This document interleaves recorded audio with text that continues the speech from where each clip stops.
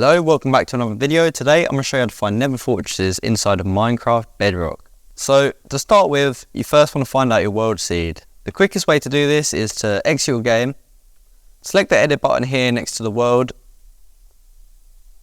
and scroll down to here where you can find your seed. So take note of this seed and just write it down and copy it. Once you have your seed written down, you want to go here on chunkbase.com. You then want to click on apps and scroll down to seed map. From here, we paste in the seed that we just wrote down. And we also select the version. If you're playing on Java, you can choose the Java, but for this example, it's Bedrock. So we do Bedrock 1.20. Now the dimension currently is to the overworld, so you want to select the Nether.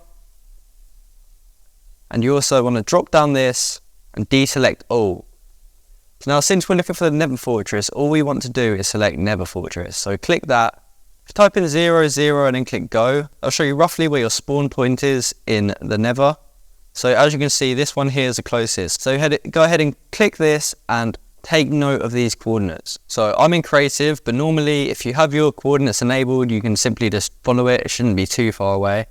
But I'm going to TP just to save time.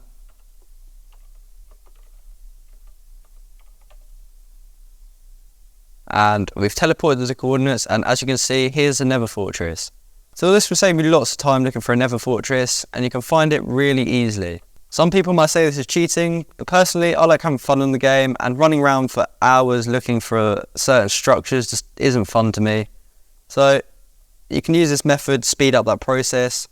And yeah, I hope this video has helped you. If it has, please comment down below that it worked, and like and subscribe, and thank you for watching.